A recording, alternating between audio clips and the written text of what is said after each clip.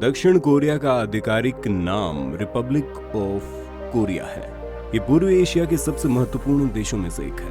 प्रौद्योगिकी और जीवन की गुणवत्ता के मामले में ये देश एशिया में सबसे आगे है। विकास के मामले में एशिया में जापान और सिंगापुर के बाद ही आता है कोरिया।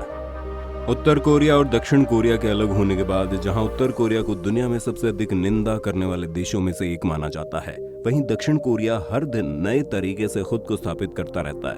इस देश की राजधानी और सबसे बड़ा शहर सियोल है। 2019 की जनगणना के अनुसार कोरिया का क्षेत्रफल लगभग 1,363 वर्ग किलोमीटर है और कुल जनसंख्या 5,17,09,000 है। यानी दक्षिण कोरिया में प्रति वर्ग किलोमीटर करीब 508 लोग रहते हैं। कोरिया की आधिकारिक भाषा कोरियन और कोरियन साइन है। आधिकारिक तौर पर कोरिया में कोई अन्य जातीय समूह नहीं देखा जाता है। यहाँ के सभी लोगों को कोरियन कहा जाता है। इस देश का धार्मिक पहलू बहुत ही दिलचस्प है, क्योंकि यहाँ की पूर्ण आबादी का 57% धार्मिक व्यक्ति नहीं है। 28% ईसाई और बाकी का 17% कोरियन होने का दावा करते हैं। कोरिया की स्वतंत्रता का इतिहास उथल पुथल से भरा हुआ है। इस मुद्दे पर तार्किक रूप से चर्चा करने के लिए एक और वीडियो बनाना होगा।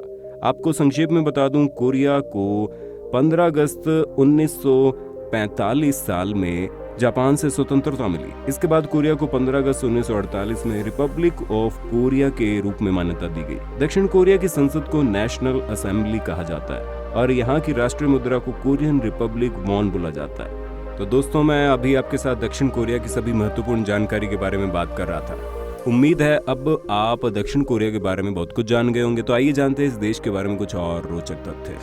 आपको जानकर हैरानी होगी, दक्षिण कोरियन लोग अपने ब्लड ग्रुप को लेकर काफी चिंतित रहते हैं और इस देश में हर कोई अपने ब्लड ग्रुप क्या है ये जानता है। यहाँ तक कि ये अपने ब्लड ग्रुप को लेकर पर्याप्त अभ्यास करते हैं। वास्तव में दक्षिण कोरियन मानते हैं कि प्रत्येक ब्लड ग्रुप की कुछ विशेषताएं होती है और ये विभिन्न विशेषताएं किसी व्यक्ति के चरित्र को प्रभावित करती है। सबसे आश्चर्यजनक बात तो यह है कि शादी के मामले में यहाँ ब्लड ग्रुप जानने के बाद ही शादी करने का रिवाज देखने को मिलता है। यहाँ ब्लड ग्रुप को लेकर जीवन साथी का निर्धारण होता है। उदाहरण के लिए बी टाइप के ब्लड ग्रुप वाले लोग आमतौर पर शादी के लिए ओ टाइप के लोगों की तलाश करते हैं। फिर जिनके पास ए बी टाइप का ब्लड ग्रुप है, वे कभी भी ए प्रकार के लोगों से विवाह नहीं करना चाहेंगे। ब्लड ग्रुप को लेकर इतना ज्यादा हलचल किसी देश में नहीं होता। अगर होता है तो मुझे पता नहीं है। अगर आप जानते हो तो कमेंट में बता दो। आपको जानकर हैरानी होगी, दक्षिण कोरिया के लोग अपने बच्चों का जन्म होते उसका उम्र 1 साल मान लेते हैं। आप क्या सुनकर हैरान है? वास्तव में दक्षिण कोरियन का विचार ऐसा ही है। जब हम पैदा होते हैं तो हमारी उम्र की गणना उसी दिन से हो जाती है, लेकिन दक्षिण कोरिया के लोग सोचते हैं कि बच्चा होने से पहले करीब 9 महीने तक माँ के गर्भ में रहता है, जो कि करीब 1 साल का होता है। तो जैसे ही यहाँ एक बच्चे का जन्म होता है, उसकी उम्र 1 साल मानी जाती है। अगर कोरियन लोग कुछ पसंद करते हैं तो इसके लिए कुछ भी कर सकते हैं। कोरिया मसालेदार भोजन, शराब और फुटबॉल खेल को बहुत पसंद करता है। आप शायद नहीं जानते होंगे कि दक्षिण कोरिया के लोग पूरे एशिया में सबसे ज्यादा शराब का सेवन करते हैं। दक्षिण कोरिया का एक आदमी साल में लगभग 12.3 लीटर शराब पीता है। इस मामले में दक्षिण कोरिया जापान, जर्मनी, अमेरिका और आयरलैंड से काफी आगे है। यहाँ एक और ध्यान देने वाली बात यह है कि दक्षिण कोरिया में इतनी शराब पीने के लिए सोजू नामक एक प्रकार का पेय जिम्मेदार है, जिसमें लगभग 19% अल्कोहल होता है। ये सोजू दक्षिण कोरिया का मुख्य खाद्य पदार्थों में से एक है, इसलिए उन्हें शराब पीनी पड़ती है। जब देश का नाम कोरिया है तो ये बाकी दुनिया से थोड़ा अलग होगा। ये तो स्वाभाविक है, चाहे वो उत्तर कोरिया हो या दक्षिण कोरिया। हम लोग सब जानते हैं कि दुनिया के सभी प्यार करने वालों को 14 फरवरी यानी वैलेंटाइंस डे का बेसब्री से इंतजार रहता है। आमतौर पर इस दिन सभी प्रेमी अपनी प्रेमिका को खुश करने के लिए चॉकलेट और गिफ्ट आदि देते हैं, लेकिन दक्षिण कोरिया में ऐसा नहीं होता है।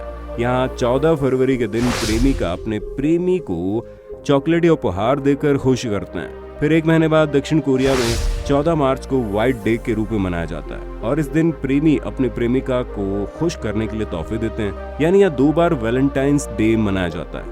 अगर आप दक्षिण कोरिया जाते हैं और किसी कारणवश लिफ्ट लेते हैं तो आपको 4थी मंजिल पर जाने के लिए कोई बटन नहीं मिलेगा।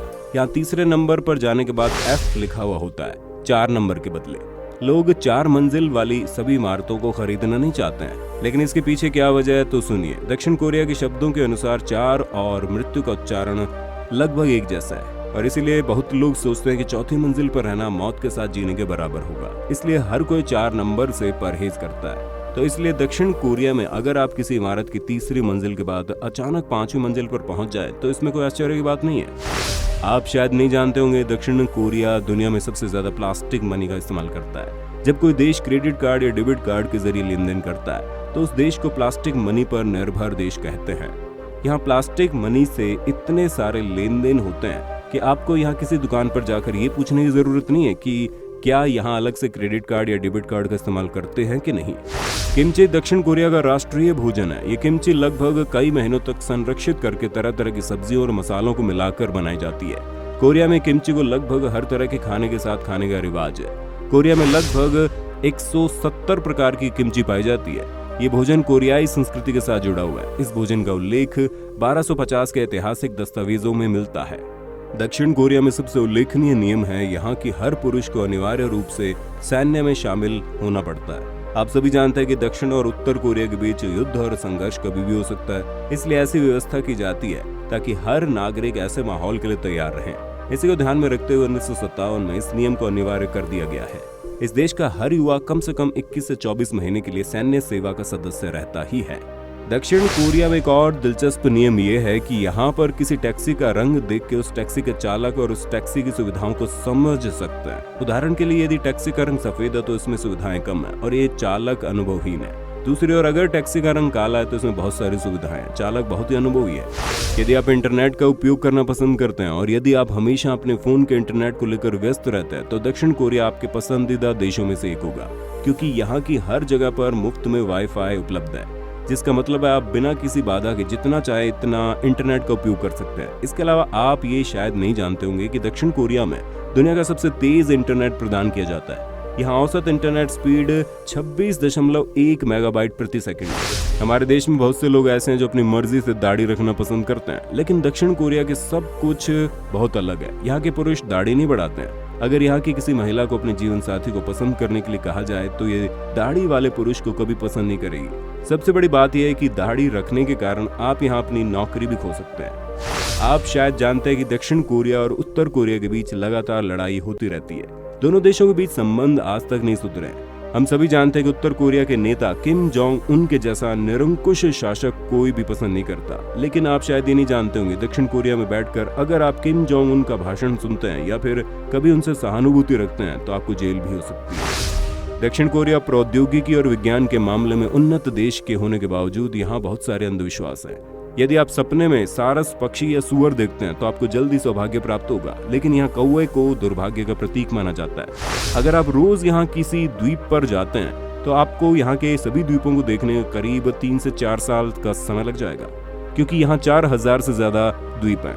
हालांकि कुछ द्वीप ऐसे हैं जहाँ रहना संभव ही नहीं है। यहाँ की संस्कृति के अनुसार यहाँ की किसी भी व्यक्ति का 60 साल से ज्यादा उम्र होते ही उसे पार्टी देनी पड़ती है। आपने सही सुना। जब उम्र की बात आई है तो मैं आपको बता दूं यहाँ के लोगों की औसत जिंदगी लगभग 83 वर्ष है। यहाँ की सड़कें, मौसम, नाइट लाइफ बहुत अच्छे हैं। यहाँ का नाइट लाइफ एशिया के सबसे अच्छे नाइट लाइफ में से एक है। तो दोस्तों, दक्षिण कोरिया के बारे में अपनी राय हमें कमेंट करके बताना। तो दोस्तों, इस सुंदर से देश के बारे में आपका क्या कहना है ये आप हमें कमेंट में बता सकते हैं।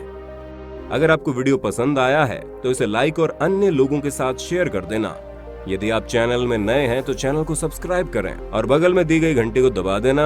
अगले वीडियो में फिर से मिलते हैं। स्वस्थ रहें, खुश रहें।